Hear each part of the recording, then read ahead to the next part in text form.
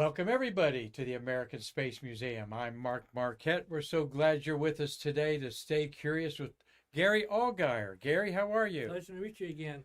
Enjoying it. Well, we always enjoy you. Gary is one of our docents here. Gary explained to me that he was a structural engineer, which you said if it didn't have electrons or fluid flowing through it, you had something to do with it. I owned it. You owned it. And boy, does he own it. If you've enjoyed Gary's programs before, you know he gets very detailed in a good way to explain to you some of the things that have happened to our manned spacecraft. And today we're going to talk about a mission that I can't believe they didn't refly before we went to the moon. And that was Apollo 6, the all-ups test of the Saturn V rocket. Correct. With no crew on board, but a boilerplate, more than a boilerplate. It was a Block 2, and the object of the test was to they wanted to run the third stage, reignite it, and send it, fire the engines up on the third stage. And the object was to go to an altitude or apogee of 240,000 miles, which is equivalent to being to the moon. It would not, if they had actually completed the full burn, they would have gone to an area where the moon would not have been there, but they would have been at the orbital plane at 240,000 miles. Now that was what was stated, but the actual goal was to fire the engine on their service propulsion system on this command module, service module, and they would change the apogee from 240,000 miles to 11,000 and some miles. And what they were going to simulate was an abort on a translunar insertion. Oh, really? So they could prove that, yes, we can turn around and come back if there was a problem. Interesting. And then when they turned around, then they were going to fire the engine again to increase the re-entry speed to almost a little over 25,000 miles, which would be the same as what they actually were coming back from the moon. However, we had some other issues, and that didn't all happen that way. And many of you are familiar with the space program in Apollo 6. And like I said, I can't believe with the anomalies that they went to the moon on Apollo 8 on the next all-up Saturn V rocket. And Gary's going to explain all the things involved there. Many of you think Pogo. Yes, this was the Pogo rocket there. But Gary, this smacks a lot like what you described there, the Artemis 1 mission. Well, it wouldn't. Well, sort of, except it really was never intended for it to go to the moon. It was just a 10-hour flight. Right, okay? Right. But as far as it didn't orbit or loop around the moon, it wouldn't loop around went to the moon. distance. Yes, that's true. Because it was a Block 1, and they really wanted to do is the Block 2s would take humans to the moon and circulate it like we did on Apollo 8. Of course, our Apollo astronauts died in the Block 1. One of the big distinctions is it didn't have a docking port on there. The Block 2 had that docking port and all kinds of other things. We're going to have Gary back on next week to give you a very detailed account of the Apollo 1 fire and why that happened. We've never talked about that on Stay Curious before. We've always praised the heroes of those tragedies. But Gary's the right person because he was there and a structural engineer, and I've been waiting for somebody to kind of talk about some of the things that you might have questions about on the Apollo 1 fire. So we look forward to that. And Gary's also going to do something on Challenger next Thursday. So you look forward to that because you're a structural engineer. After these disasters, it was up to you to figure out, and your teammates, so to speak, how we were going to prevent these things from happening again, correct? Yes, learn so we could fix the mistakes and continue on. Great. Let me see. There, I got a picture there that racked up fine. There's Gary talking to Rusty Schweikert out there. I'm surprised you with that picture, my friend. I sure did. Jack Lawson was behind Rusty there at our autograph session. That was November 18th here on there. And what were you talking to Rusty about? Well, I've talked the story. You've also repeated it about on Apollo 9 that Jim McDivitt was flying, and we had changed out the gold anodized latches that operate his couch for folding it back up, and we changed them out from the gold anodized to green anodized ones. And that was something we did illegally, but we got it done. Because McDivitt Is Irish, yes. Irish, and he's always had something green in his cockpit, whatever he flew. So we changed him out. And then I kind of forgot about it until I became a docent. I said, I never did verify that they actually flew. So I went through on YouTube and I was looking through all the videos that are out there. And Jim McDivitt actually had a video that he had panned through the spacecraft while he was circling the Earth.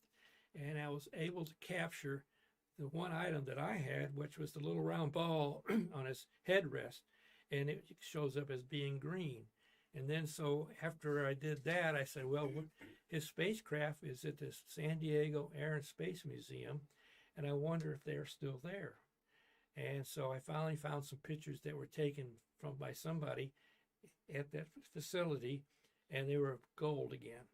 So I always wondered. So luckily, Rusty came through here a couple of weeks ago.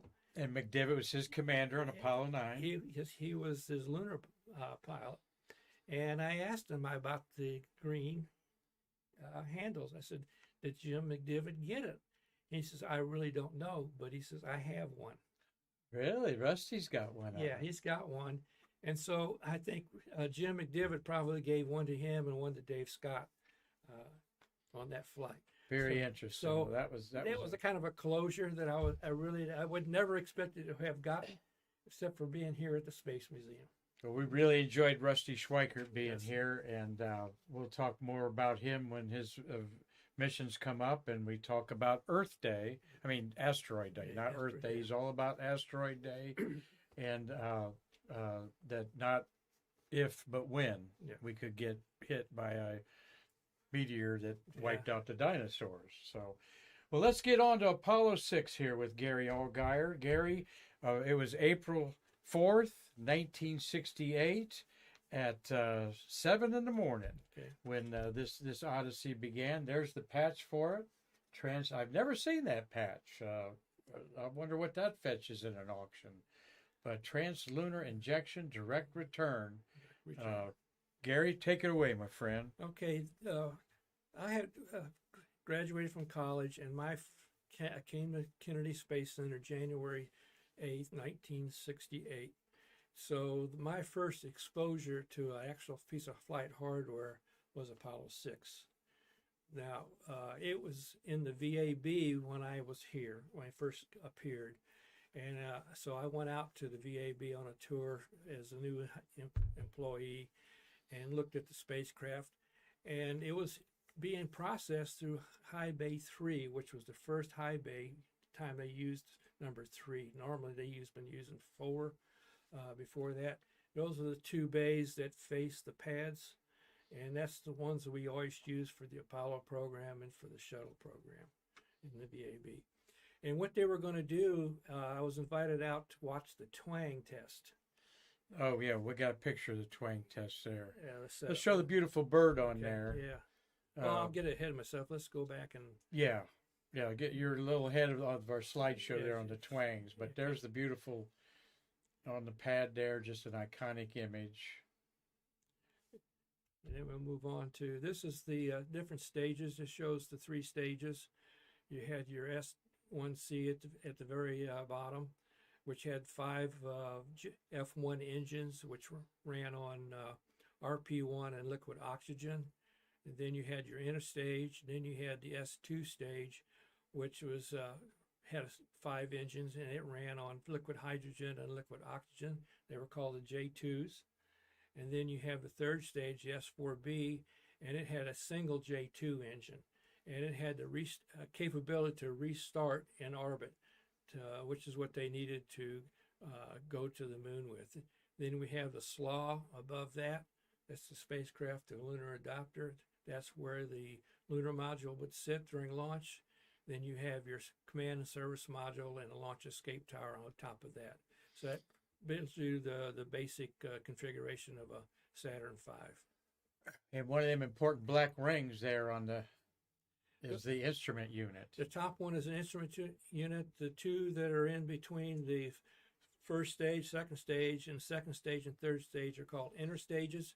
That supports the spacecraft, the stages together, and they get ejected also separately once they're in orbit, and they fire the upper stage engine off of the base. You see those famously in movies Yes. coming away from Yes. the upper That's, stages. that's in those Apollo 4 that they filmed, and they use it for all the They Apollo. do. Yeah. Yeah. Now we can talk about the twang. What's the twang, Gary? And Twang test. This is Apollo 4 mission. Apollo 6 was a little bit different. Apollo 6 had the launch escape tower on for this test.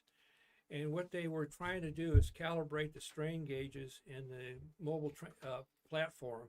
And so they ran a strap across from the platform over to the launch escape tower post, wrapped it around and pulled it and doubled it back. And what they did is they pulled on that rope. like a tug of war, Like a 4 tug or of 5 war. guys there. They pulled it over. Really? And you could see the tip of the launch escape tower, and they pulled it over a little over a foot. So that's how much stress they were putting on it. And then they immediately released the strap, and it would swing back. It would go past the center and over to the other side about 6 inches, and then it would come back a couple inches past center, then it would right itself, and that was it. Huh. That was a twang test, and that calibrated the strain gauges and the hold post.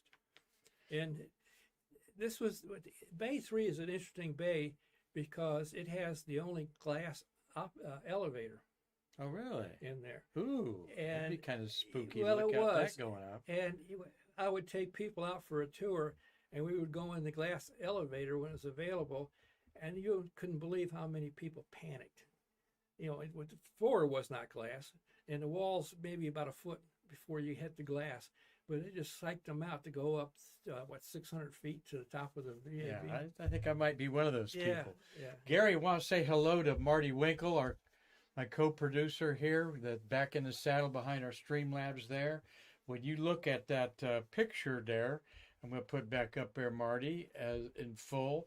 You see the SLAW, which is an acronym for what, Gary? Spacecraft to Lunar Adapter. That's the tapered section below the CM.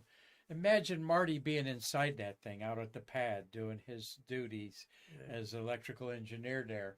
Marty, you felt some twang a few times, didn't you? Yeah, I sure did. Yeah. And it wasn't very comfortable. It wasn't very assuring, but Yeah. I definitely felt it. You were out there during some storms and heavy winds occasionally, is that right? Oh, yeah. Yeah. So you could feel the whole Saturn rocket moving beneath you. What was that like, Marty? Well, I'm not, trying to think of a good adjective. I'm thinking it was hairy. I mean, it wasn't fun at all. I was really concerned about that, especially the first time that happened while I was in the Wow. cockpit. Huh.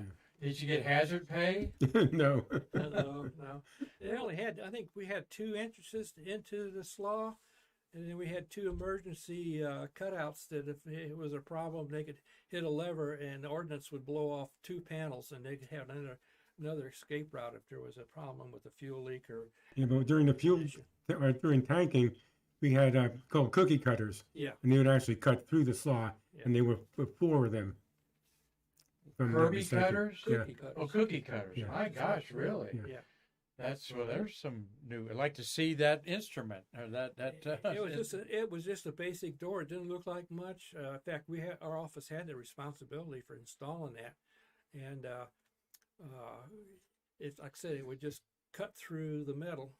I don't know if it had a guillotine effect to it. I don't know how they really work because I didn't ever mess with them. One of the other guys in our office did. You elaborate on that, Marty? No, not so much on that. I don't know really how it worked, but to me, it's more like almost like a guillotine type thing, Yeah. where you have both sides of the cookie cutter, separate, then it would blow out. Yep. And the panel that controlled that was my job during tanking. Oh, Well, I was one of the people on it. We have a Saturn V there. Out the Saturn V center is our green screen there. You see the slaw right behind Gary's head there on there. Thank you, Marty. It's good to have him back in the saddle again. That little respiratory thing going around everywhere, bit him for a couple weeks. And so everybody stay healthy out there. But good to have you back, Marty. Thank you for your comments there. Well, let's get on with Saturn, the Saturn V rocket on Apollo 6. Gary, there's Marty's One of the things we did carry inside that for that particular Apollo 6 and plus Apollo 4, we did have a simulated lunar module in there, and the tanks were filled with the hydrogen, the hazardous, the fuel tanks were loaded with liquid helium, and the oxygen tank was loaded with freon to simulate the weight Okay. of the vehicle. And it didn't have any landing gear. It wasn't active. There was no instrumentation on it, I don't believe. And there was one for Apollo 4 and then one for Apollo 6. Mm-hmm. And this was, another all-up test to see that the Saturn V could take these items and put them into low Earth orbit. And that was in the ONC Operations and Checkout building there? Yes. All right. And we go to the next slide here. We go. And this was a slaw that's being delivered to Kennedy Space Center. It came in on a pregnant guppy. You can see it in the back. You can see about a quarter of the way up from the bottom, there's a line, horizontal line. That is a separation plane where we can take the upper half of the slaw off so that we could put the lunar module inside of it and then attached in 4 different locations. And then after it was in, we would put the cover back on, the upper half back on over in our building, in the ONC building. And though it looks like a conical shape there, it's actually 4 petals. It's 4 petals. It's aluminum honeycomb, which I'll talk about because we did have an issue with that. The uniqueness to it was originally for Apollo 7, when we launched it, the petals, there was 4 petals. They were coupled together formed a hole. And then you had some metal strips out there that held it together. And for separation, they didn't want to use ordnance because it would blow and they would leave particles, and this would be going to the moon with them, be trailing behind them, and they didn't want that to interfere with the moon mission. So Rockwell came up with the idea of that hollow opening that between each panel, they stuck a big long tube of basically a balloon, and it was hooked to a gas generator. And when they got ready to turn around and go get the lunar module out, they would fire up that gas generator, and that balloon would expand, and that would cause the separation of the metal. And so it was all self-contained.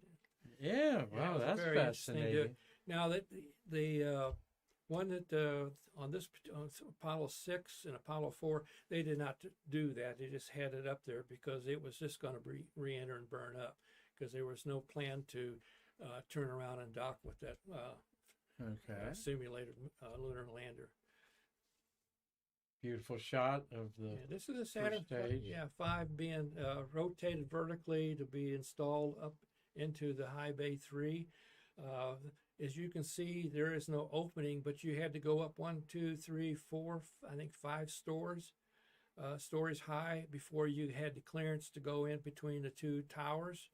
And then they would lower it back down onto the mobile launch platform. And then after that, we would start building up the stages as we got to. And by the time they were all finished installing it and checking it out, then we would come out with a fully stacked Apollo spacecraft with a lunar module and a slaw, and then we would lift it up and drop it down on top of the instrumentation unit, and they would bolt that together. And then we were basically ready to go. Launch escape tower would now be put on at that time. We didn't put it on before we got to the VAB. Mm-hmm. Well, go back to that. Yes, Marty. And if you, hang on, I want to get to the arrow. Just to get some idea about the size. These are people here watching. Yeah, guy. I was going to say that. That's good. The 350-foot Saturn V. This was well over 100 feet, 10 stories. Yeah. I forget how tall. I think it's 120 feet. It's very But tall. to lift up a 10, 12-story building, basically, over another 150 feet, and then set it down there. It's just. Why didn't you ever think about wiping out that center section?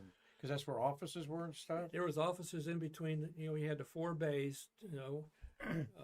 3 and 4 faced the pads, and in between those bays, we did have offices. Each floor had an office assigned to the different teams. We had special team. Each stage had their own contractor and their own NASA counterparts. Gotcha there. So, all right. Well, going through here, let's look at the next image you got racked up there. Those mighty F1 engines. This shows the 5 engines of the main stage. Again, they use RP1, and this was one of the causes of the pogo effect that we experienced on the mission. And I'll go through, after we go through all the stages, what we did to fix that pogo effect. Did want to mention Space Hipsters, a wonderful Facebook group out there. Emily Carney, our friend that founded that years ago. There was quite a discussion, Gary, on there about the fins on the Saturn V rocket. And a lot of intelligent people think that those fins had a aerodynamic influence on the Saturn V rocket. You as a structural engineer can clear up that. Well, when I was the first time I went out to the pad on Apollo 6, it was at night, and one of the technicians was standing by those fins, and I was looking at them, and I noticed that they didn't move. And I said, what the heck are they doing here for? I said, they don't move, so what do they do? And he says, well, Werner Braun was asked that question, and his answer was, all his rockets he designed have to have fins. So he put them on there just because for aesthetics.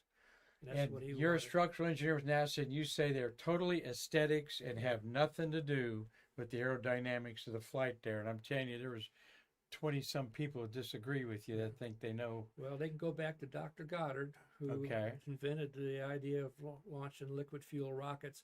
And he soon discovered through his experiments that fins do not work. All right. So there you have the definitive answer there. I didn't post anything on Space Hipsters because I figured there's so many people they wouldn't believe Even his me. V2 rockets that Werner von Braun worked on, they all had fins on them. Right. They had big fins. Someone pointed out maybe one of his Corporal rockets or something didn't have fins on it, 1 or 2 of them. But Saturn 1B had 9 fins on it because they had 9 rockets on it. Right. So each one had their own little fin on it.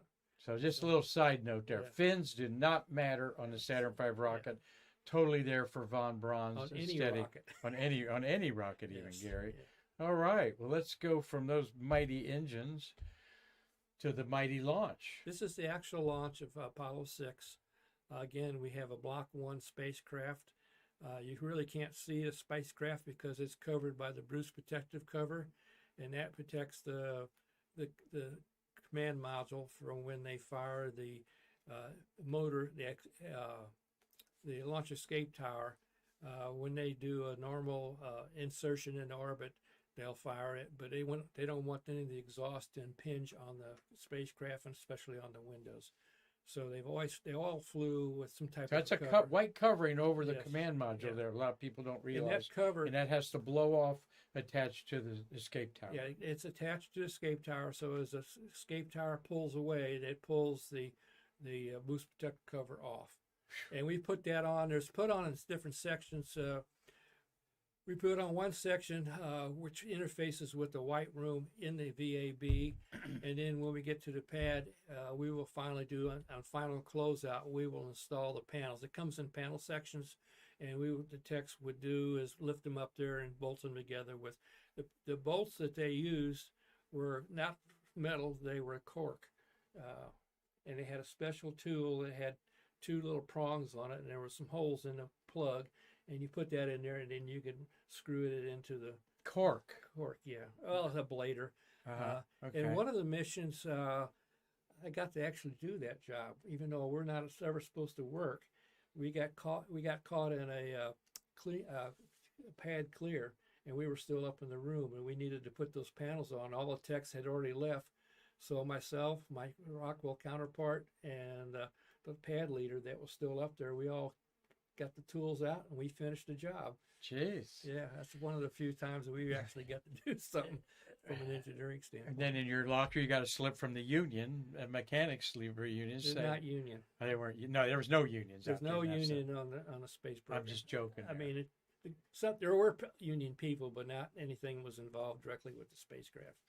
Well, my way of saying that sometimes we're told by Mikey Haddad, our flight one of our engineers, that if it was an easy fix, sometimes you just say to the NASA guys, just turn your back and I'll take care of this. And We didn't do that on the shuttle. yeah, okay. Or on the Apollo spacecraft. That was a no-no. Absolutely Yeah. no-nos. All right, let's see here. The next we've got this Saturn, all up Saturn V. This is a huge deal to fly this. Yeah. This is the second time they did an all ups. It's an all-ups. This was a kind of a reflight of four, except they were going to come in at a higher speed than they did in the first one, and they had the difference between Block 1 and Block 2 is some major. I think we've talked about it. The different hatches and so forth. This was the first time we flew the new unified one-piece hatch. It was on Apollo 6. Apollo 4 the hatch wasn't available, so when they took out the window in the hatch that was there, and they put in a plug that had the seals that we would use for the Block 2 hatch and some ablator just to test that out. So Okay. it did not fly with a Block 2 hatch, whereas we did fly one on the Block on Apollo 6. Also, the heat shield was supposedly a upgraded heat shield to the Block 2 configuration requirements. So, because we're going to come in at 25,500 something miles an hour. That's the reentry speed when you come back from the moon. And we're going to see some photos that Gary took of that reentry shield Yeah. 50 years later in its captivity. Marty, you got a question over there? Yeah, I have a question for Mark Usiak. Gary, why was the service module white on this mission? Was it the only one? It has a little bit of silver to it. It was not a real. It was. Now they had the propulsion system that would work. That was going to be run, but to tell you the truth, I don't know why the white versus the silver. It's probably could be due to with the development of the exposure of the photograph. It makes it look a little bit different because I've seen pictures of the Apollo 1 vehicle. In some places it looks silver and sometimes it looks white. Depends on the lighting of it. So I don't know if that was the case. I personally don't remember. It should have been silver, is what we normally do. And where the radiators are, they were painted with a special white paint. It had to do with emissivity and reflectivity of the radiators. And emissivity is the ability of the radiator to generate heat, pass it into the space. And reflectivity is the ability to the sun rays, when it hits it, to bounce it back. And for shuttle, we use silver back mylar tape on it. But for Apollo, we had a special white paint, and it was a pain in the rear end for us. Occasionally, it would get discolored. People would bump up against it, and we'd have to have a guy come in there, build a tent around it, and repaint it. It's just, we did that 2 or 3 times during the Apollo flow. Good observation there, Mark Usiak. Hope you're staying warm in Lancaster, Pennsylvania. We got next up here. Now we got the thing in space. You're going to talk about the anomalies and some. Well, of the let's things go going on. back and we'll start with the first stage, the pogo effect. Let me see if I got the time. At T plus 200 seconds after ignition, it developed a pogo effect, and it lasted for 30 seconds. And pogo is caused by the fuel flowing to the engines. Would be somehow it would have a pressure would increase, decrease, and this caused the shuttle to oscillate. And there's these long fuel lines in here that act as like organ pipes. And when you get to its resonant frequency, they vibrate, which exaggerates the pogo effect. If it lasted long enough, this is right at almost when they separated the first and second stages. If it had really lasted long enough, they would have probably destroyed the vehicle, or they would have boarded, because the G-forces that the crew would have been subject to would have gotten so high that it could have killed them. Wow. So I think the normal rate was plus or minus 0.06 Gs is what they're supposed to see.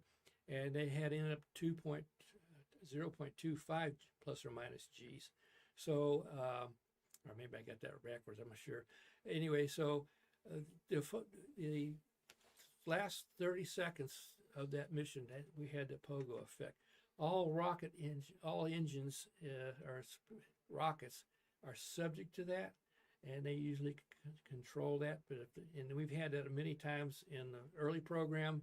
The N1 rocket that the Russians were going to launch to the moon, they had that problem on theirs also from the engines. Now, POGO is not an acronym, correct?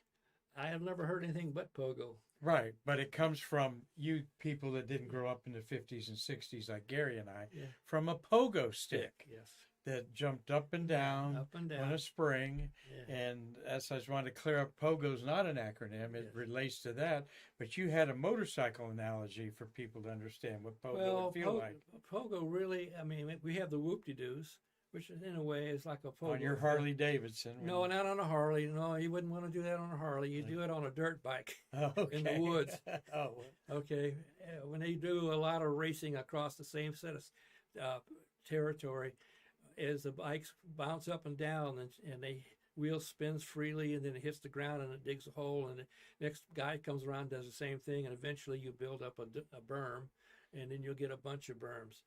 And it's not a fun thing to do on a motorcycle, let me tell you. Well, it wouldn't have been a fun thing to be an astronaut going through POGO. No, in fact, after this, they were thinking about putting a sensor in there. If they got POGO effect, then they would abort. But they did away with that. They never did follow through. Okay, so you had that problem on this important Saturn V mission in April 1968. And everybody knows, November 68. After this mission, the next Saturn V, we took it to the moon. Now, the second stage, with their J2 engines, there's 5 of them. T plus 225 seconds. Engine number 2 started having some performance issues. And it got worse at T plus 319 seconds. At that point, it was starting to shut itself down. The IU instrumentation unit saw the effect, and it commanded to shut down that particular engine number 2. Unfortunately, what they didn't know, the wiring to that engine number 2 didn't go to 2, but it went to engine number 3. So they ended up shutting down 2 out of the 5 engines. POGO, then a wiring problem. Yeah. And just when that happens, how was the meeting 2 or 3 days later with the guys that wired those engines? It's not my system. It's a totally different organization internally to NASA.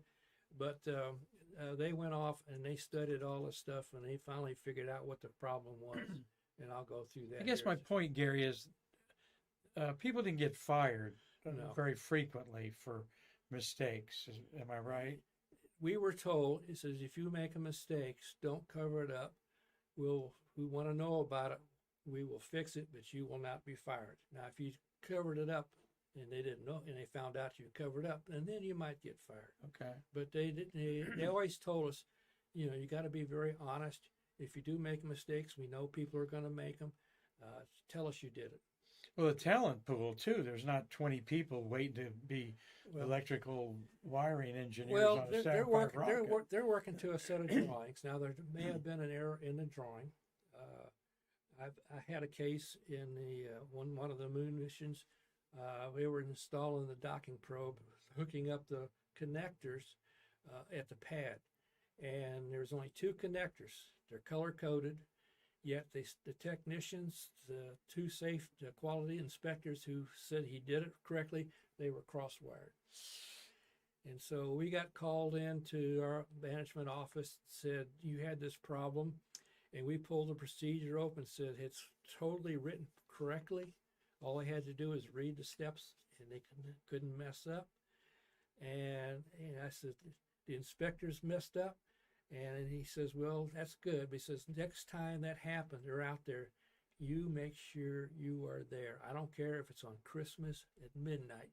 You will be there to watch it to make sure that didn't happen. So you got that job going for you yeah. too. So I mean, these guys, we had, I mean, excellent techs. I never had any issues with them. They were a really great set of people. They do make mistakes occasionally, or the drawing could have been wrong, and they just didn't catch it. Mm-hmm. They're working in tight configurations, in a hazardous environment, so it's kind of understandable a little bit. Great stories here from Gary Allgire. How many years you spend out there? 33. 33 years, all right. Working as a structural engineer for NASA. We're talking about the Apollo 6 flight of April 4th, 1968. 10 hours that was kind of hair-raising, some moments of it. And then with all the problems in November, we went to the moon with Apollo 8. Gary? Now, when the two engines shut down, the instrumentation saw that, the IU, the instrumentation unit, and so what it did is they could commanded the engines to run for 58 seconds longer than they should have because they had additional fuel that was not used by the two engines that were shut down. So they recovered a little bit of their velocity by doing that. But then when they fired, when the third stage was ignited, it had to burn a little bit longer to compensate to get them in an orbit. Now, they didn't get into the 100-mile circular orbit they wanted to. They were a little bit lower. So that was a little bit of an issue. So they normally, on a translunar insertion, they will orbit the Earth twice before they fire the third stage engine. And it will fire for, let me get this correct here this time, for I think 442 seconds on a second orbit. And that puts them in a translunar insertion. 8 minutes almost. Yeah, 8 minutes. Yeah. To Here is the third stage in from another mission. Yeah, the slaw panels have been ejected. They're not there, and the lunar module has been taken out. But this just shows you it's in orbit. Once they get into the, to get into the translunar trajectory, they had to fire the engine on the second orbit. When they went sent the command to fire that single J2 engine, it failed to ignite. And so now they're in orbit. It doesn't look like we can use the third stage, the S4B, to complete the mission. So mission management decided to go ahead and separate the command module, and then we will use the main engine on the service module. It would be, we will use that to get us to an apogee of I think 11,500 miles, and that also simulated how for an abort we could turn around and come back. And then the second thing they were supposed to do was to reignite that engine again to speed it up so they could come in at 25,000 miles an hour and some change.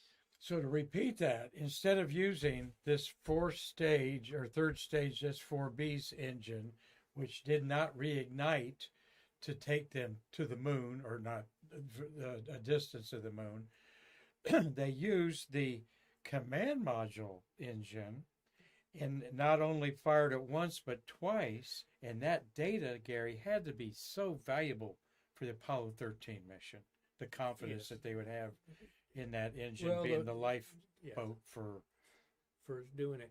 Now, when they went to once they ignited the engine on the service module, it depleted almost all the fuel. So they could not do the second part where they were going to accelerate it to 25,000 miles an hour.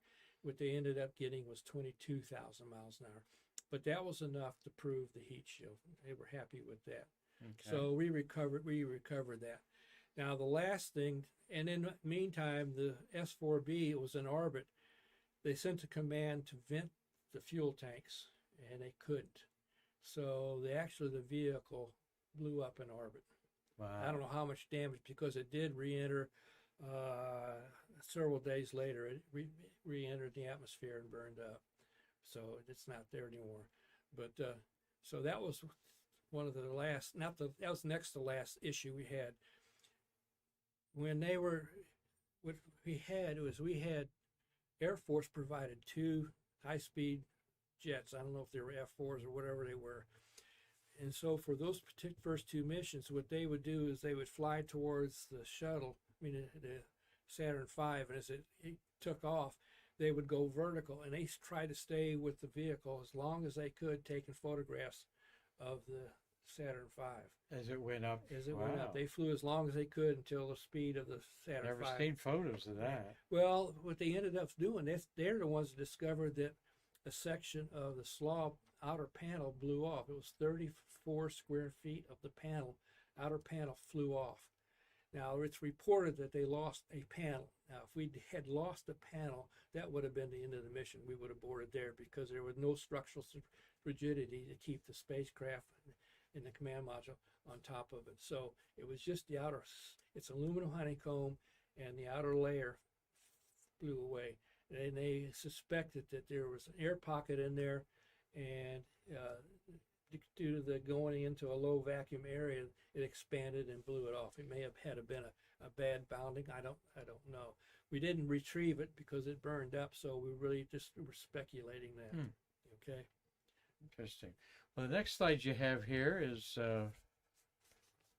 tape. Tape. Well, I'll get a list of stuff. The slaw was probably the easiest to fix, but it wasn't. When they came back, they decided that because of air entrapment, they would drill a series of 1/4-inch holes starting at the top, working their way down the slaw to the split plane every so often, so that any trapped gases would escape through that.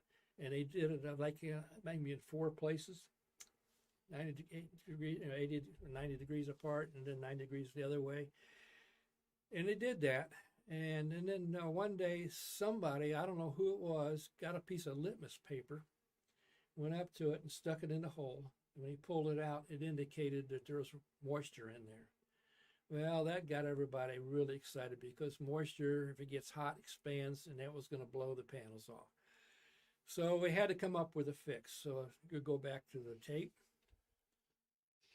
Roll the beautiful I don't know tape. if Marty ever saw these. I'm sure he did. These tapes come in different widths. This is a Kapton tape. We used it because it stuck very good to what you're sticking it to, but it left hardly any residue when you peeled it off.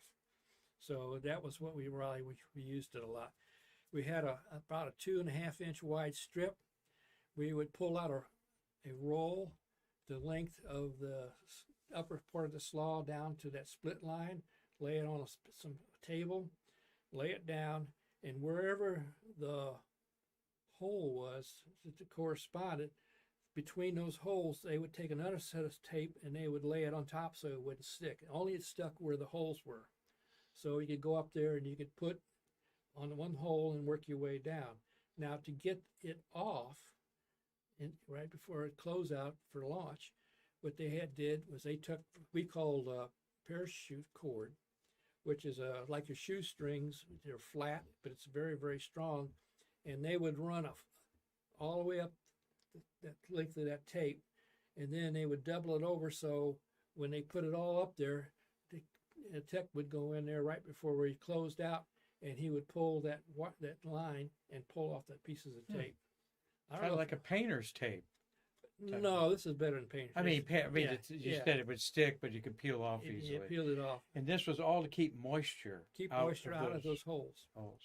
Whether it worked or not, I don't know. I think it was a little overkill.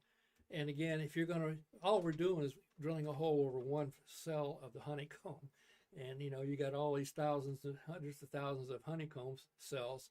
And we didn't invent every one of those, but that made everybody happy. Well.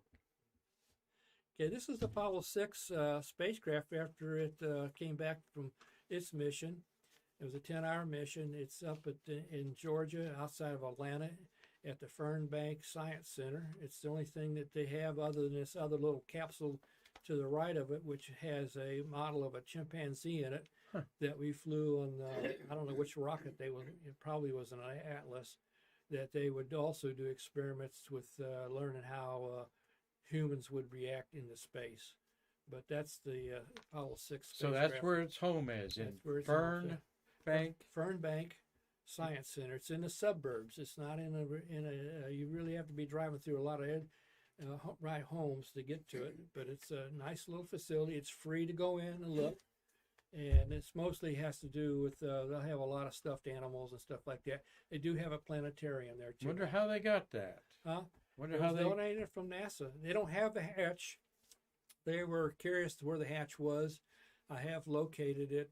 It was at one time that hatch was on display in Japan, but it was the first prototype one piece unified hatch. Well, there's a bucket list for you. The Fernbank Museum. What's the suburb? I know Douglasville, a couple others around I there. wish I don't remember. It's in the north east corner. Okay, northeast of Atlanta. Atlanta, yeah. There it is in the water. It is in the water. This is on its recovery.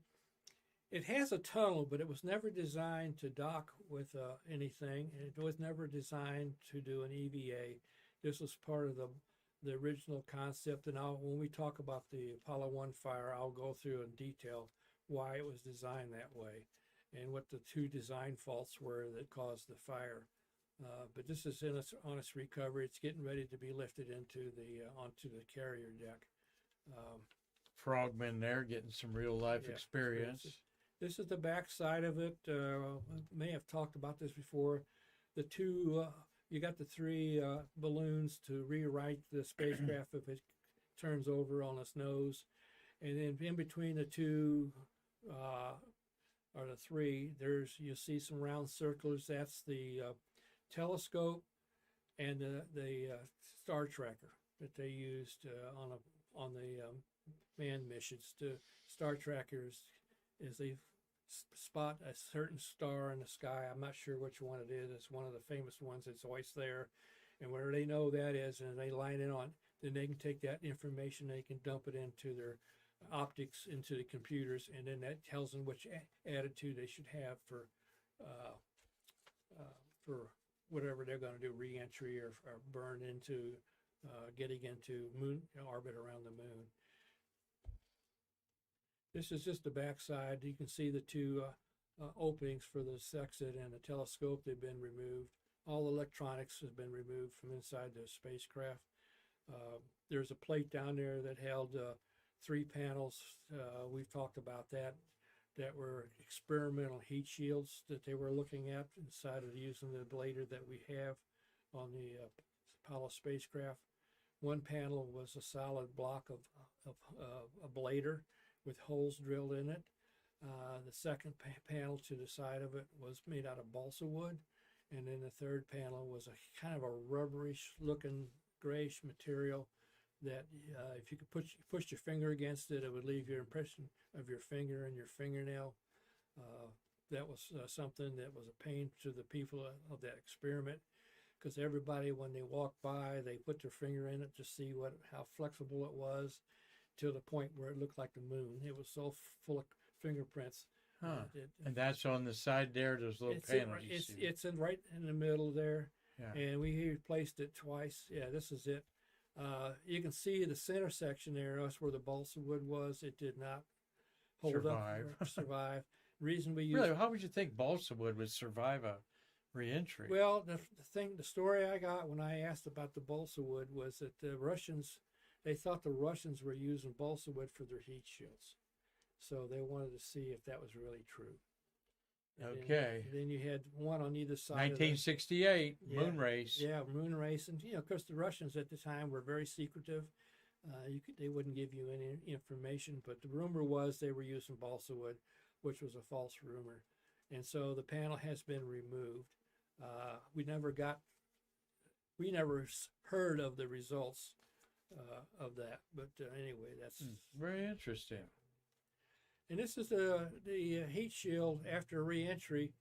Now the 3 big holes you see there are plugs that they use. They drilled in there to take the plugs out to do a little bit better, more expensive. So the gaps there are right above my head. Yes. Yeah, those were purposely removed. But that was a smooth surface, and then a blader. How it works is as it gets hot, it starts to burn away, and then the next layer gets hot and then burns away. So eventually they burn through all that, but we put enough on there. And each one of it's a honeycomb structure, all of it's honeycomb, and they hand fill each one of those honeycombs with the ablator back in Downey, California, at the factory. Hand filled every Yes. those little honeycomb Yes. squares with Yeah, I'd like to have that job. like an ejector. Yeah, had a little squeeze tube. It was a gun, it had air behind it, and they just put it in there and squeeze it and put it in there. I'd get bored with that in about after half an hour, I think. I would too. And again, this is the the hatch has been removed. This is what it would look like if it was a Block 1 hatch that we used for Apollo 1. Sweet, there. And you found the hatch. This is the hatch. You can still see some of the wiring for the sensors that they were using to measure the temperature and acceleration. The actual flight hatches were a little bit different. They didn't have all that extra white wrapped wiring. Well, this isn't in Georgia. You found this in another. This picture was taken when it was in Japan. Oh, gotcha. Okay. There's if you see the sign up there to the right, it's in Japanese. Okay. So that's all I know. And where it's at now, I have no idea. They would love to find out where it is. It's under control of Smithsonian, so I would think that they could ask the Smithsonian. They should know where it's at and see if they could get it to be part of the original display. Mm-hmm. Here we got a picture of the slaw again. Yeah, this you see the little silver plated right there to the right on the bottom of the slaw. That's one of the access doors. It's not Gotcha. the cooking. Yeah, it's Is not that where you walked through, Marty? Many times. many times. That gray little door there in the upper right. Yeah, except you really didn't walk through it. You crawled through it. Yeah, crawl Yeah. through it. And then you put a set of platforms in there so you could get around 360 degrees around the lunar module. Right above your head is a Rockwell worker. It's got a yellow smock on there. Yeah. The yellow smock identifies him as a pad leader. We had Okay. Gunner went, and we had 3 other ones. We had 2, and we had a third one was a female. Came in later in the program. Guess we may have racked these a little bit out of Yeah. sequence there, but there's your pedals. This is the way, if they had to deploy, this is Apollo 7. When the originally concept was to split the panels open, and they would have a cable system that pulled, as it went open, it would lock in place and stay like that, and they would go in and retrieve the lunar module. On Apollo 7, one of those panels didn't deploy all the way out. It stood straight up. It kept them from going in, and they had a cross member with a target on it, and the goal with Apollo 7 was to go in and get close to it like they're going to pull it out of the on a real lunar module. Because of that, they couldn't do it.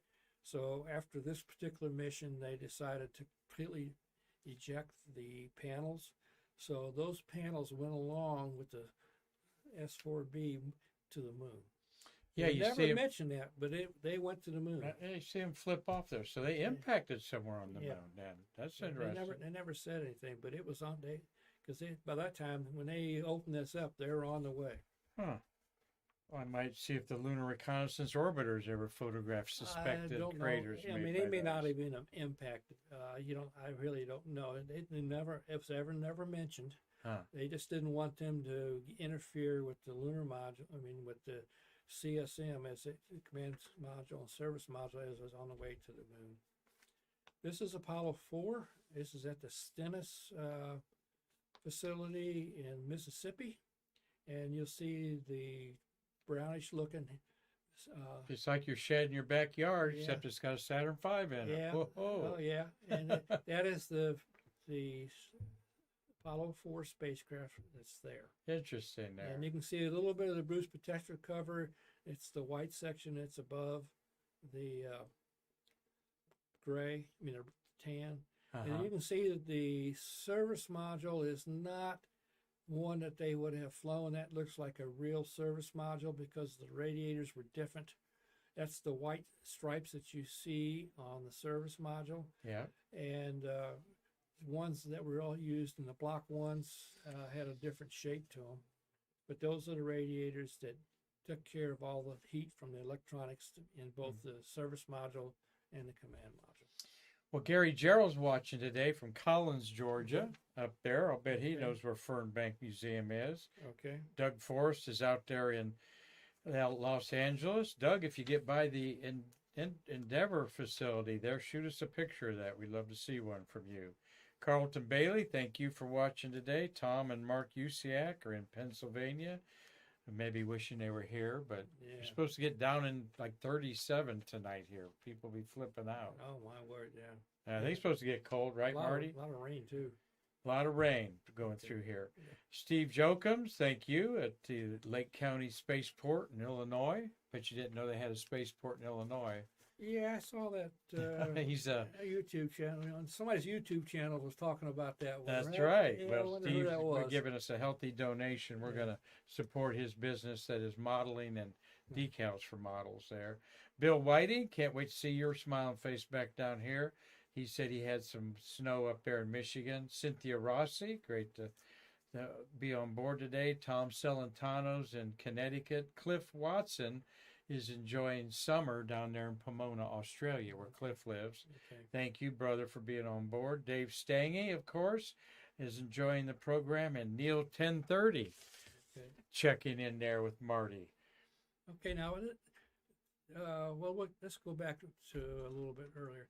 To solve these problems and give us the confidence to go to the moon on Apollo 8. Yeah, let's review the problems. Okay. A pogo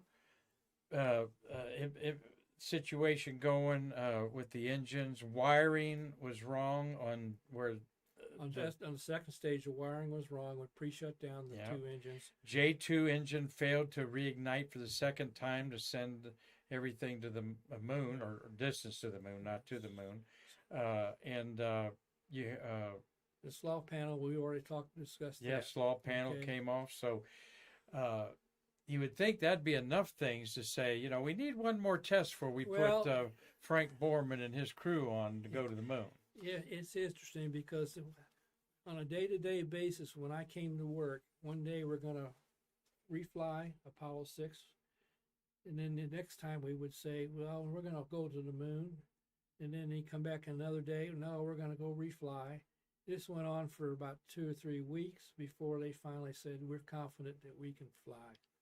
So in the meantime, we had to get something ready to fly the reflight of Apollo 6 if we did that. The only thing that was available was in the back boneyard. We had a command module and a service module sitting out there from the early part of the program. And so they brought it into the high bay of our building, and they cleaned it up, and then they said, this is what we're going to fly. So to verify that we had a structurally sound vehicle, what they did, this has happened about the same time I started my career. They decided to fill the tanks, the fuel tanks, the big large fuel tanks. You see them up there underneath. They're tannish looking round cylinders. They go to full length of the service module. They filled them up with water, and then they pressurized them, and they let them sit for so many hours to see how well they held up. And John Hardy was the Rockwell engineer that was in charge of doing this. And so I came in one day, and Jim Hangartner was my lead. And he says, you go downstairs, you meet John Hardy, and you're going to figure out how to fix this problem. And so I didn't know what he was talking about. So I went downstairs, got into the high bay area. John picked up immediately who I was, walked up to me and says, hi, Gary, I'm John Hardy. I really screwed up. I forgot one of the laws of Mother Nature. I said, what do you mean? He says, I went to go drain the fuel tanks with that water, and they had hooked up a fire hose. I don't know where they got the fire hose from.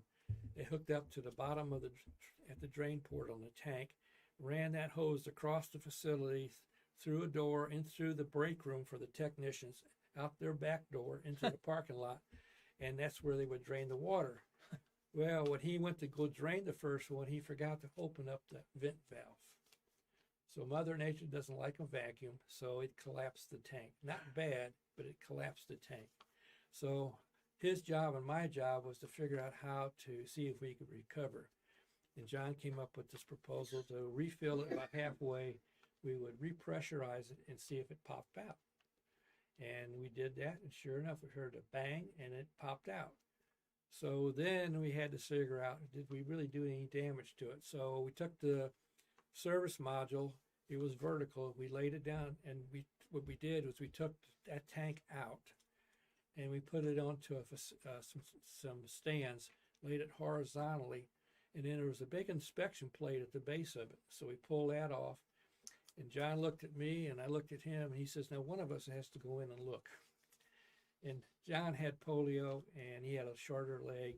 He was twice my age almost. But anyway, so I said I'd volunteer to go in. So he gave me a drop light on the cord.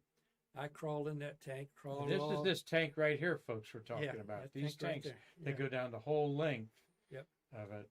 And I crawled in the tank, and I looked and did an inspection as I crawled, and everything looked good. You couldn't see any creases from the collapsed section of it. But when I got to the upper side, the dome, it was just full of pit marks. So I came back out and I said, John, we can't fly it. It's full of pit marks. It's not flyable. That may have been the stunt, what caused us to say, hey, we're going to have to go fly to the moon anyway, because we just don't have a vehicle to put on that Saturn V for a reflight. Wow. Interesting. What a bold move.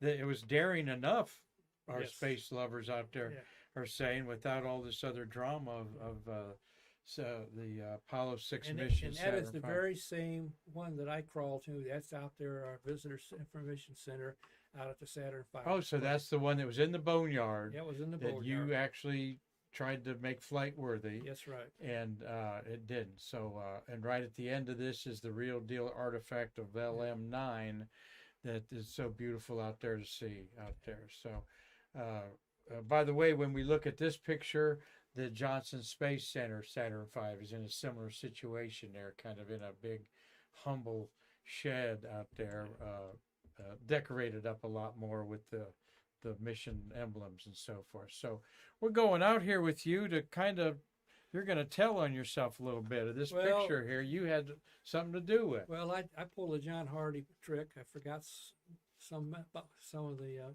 things you learn in college. And I was asked to be an advisor to design engineering folks who were going to mount. They found a command module in the launch escape tower. They wanted to put it on the display. And the Saturn V at that time that you see in the building up there is the same one that used to sit outside the VAB for years. Big part of the bicentennial, this expo they had out there. It was actually there before that. Uh-huh. I mean, it's been there for a very, very long time. In fact, as soon as we said we weren't going to fly, we're going to cancel the program, they immediately took the second stage and the third stage are actual flight hardware, and they used that as part of the display. Mm-hmm. So that's how it started. Anyway, they wanted to put it up there, and I was going out there to help them, and we had a discussion whether we should support the launch escape tower with a stand or let it hang up free. And it was back and forth, and we finally agreed, yeah, let's go ahead and just kind of really go to the extreme. We'll just let it hang out there. And it worked fine for many, many years, and then a hurricane came through one day. And it wasn't a very strong hurricane, but we went back out there the next morning, and it was laying down on the ground like this. The three attached bolts that attach it to the service module failed because of stress corrosion, and I should have understood that. But stress corrosion over time weakened the bolts.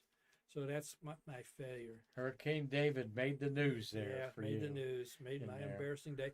But to fix the pogo effect, what they decided to do was two things. They would the engine valves had cavities in them, and what they would do is right before they launch, they would fill them with gaseous helium, act as a shock absorber. And the other thing that they did was they staggered the firing of the engines. The center engine fired first, and then 0.2 of a microsecond later, they fired two diagonally opposed engines, and then 2 microseconds later, they fired the other two, so they had all four running. So that didn't give them that initial impact shock. And it didn't start that. Gary, you were doing this over half a century ago, and here we are, a quarter way in the 21st century, flying Apollo 8 again, all up after all these anomalies on Apollo 6. You didn't have the luxury of these, like you do today. They would have run 100 simulations of this, that, and the other. But you all had confidence in this machine with slide rules, good old pencil and paper, and just meeting after meeting, I'm sure, correct? Well, I wasn't part of that, but I know that there was people both here at Kennedy and also at JSC and Downey and Marshall that were really putting an effort in it to figure out what the problem was. They were pretty simple fixes, really. And they did, yeah. That's what I'm saying. It was they fixed them. Basically, had fuel lines that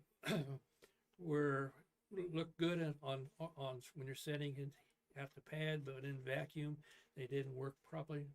They had bellows in the air to keep them from vibrating or for expansion, and they ended up being vibrating. So what they did with the fuel lines, they just beefed them up, put a few bends in them instead of having the bellows, and that solved the problems with the engines. So they had enough confidence that, yeah, we can do this. And so the rest was history. Apollo 8, that Saturn V, pretty nominal. Yeah.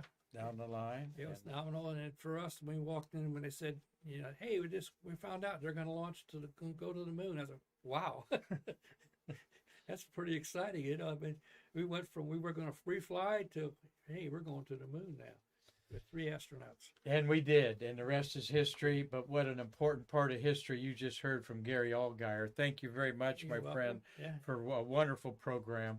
Gary will talk Tuesday about the Apollo 1 fire, and then Thursday he's going to talk about Challenger next week from a structural engineer standpoint there. So I know you all can't wait for that, and get your friends and family to watch on board there as we stay curious with you with these wonderful programs from space workers like Gary Allgire and, of course, Marty Winkle, my co-producer here.